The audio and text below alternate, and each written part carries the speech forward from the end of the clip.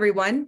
Welcome back to Poets and Quants' Must Reads, a quick, digestible recap of the top business school news, sponsored by Center Court, our virtual admission events. I'm your host, Christy Bleisefer, and I'll be highlighting the most important P&Q stories you might have missed. So let's get to it. Number 1, 10 business schools to watch in 2023. Poets and Quants' 10 business schools to watch honors the MBA programs that aren't just adapting to the marketplace, they're disrupting it. These schools have closely monitored trends, recognized ripples, and tailored programming that makes employers more competitive and graduates more agile. In the process, they've acted as roadmaps as much as inspirations. Now entering its 8th year, the feature showcases schools that act like real businesses. Dive into the full story to find out why we're watching the Wharton School, Washington University's Olin School, Georgetown McDonough, and 7 other inspiring schools in 2023. It's up now on our homepage. Number 2, P&Q's MBA Professor of the Year. A couple of months ago, Jeffrey Sonnenfeld walked out of his home to see a large Z painted on his driveway. The Russian military symbol, affixed to tanks and other vehicles used in the war against Ukraine, had to be interpreted as a warning.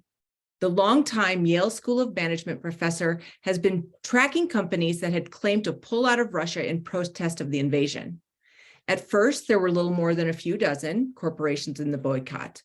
Within days, there were a couple hundred, and now there are more than 1,000. For his courage to make a real difference on an issue of utmost importance, Sonnenfeld is Poets and Quants' 6th professor to earn our Professor of the Year honor.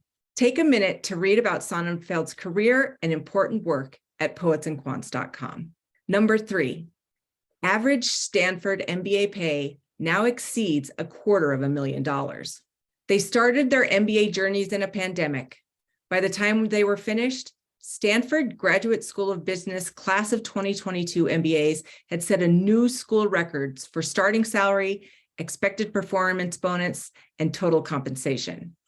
What's more, they largely eluded another crisis, the great tech bubble burst in the last 18 months.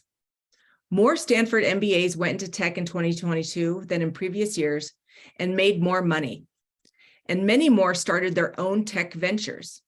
In fact, the average total first-year compensation for Stanford's 2022 MBA grads is now a whopping $250,563.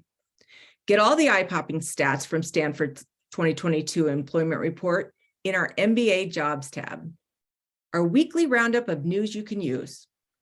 No matter where you are in your MBA journey, we bring several helpful stories to you this week.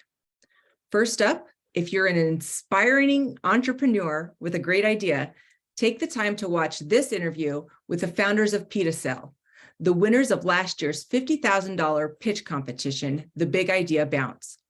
The competition is a partnership between Poets and Quants and WashU Olin, and the CEOs have a lot of inspiring advice. You can find it now in our news tab. Next, for MBA hopefuls preparing for upcoming interviews, here's an article you can't afford to miss. 2023 MBA interview questions, a school-by-school list. You'll find it on our homepage. And finally, if you're looking for an MBA program to help secure that lucrative job at the other end, check out our story on how executives at top companies rank the best programs.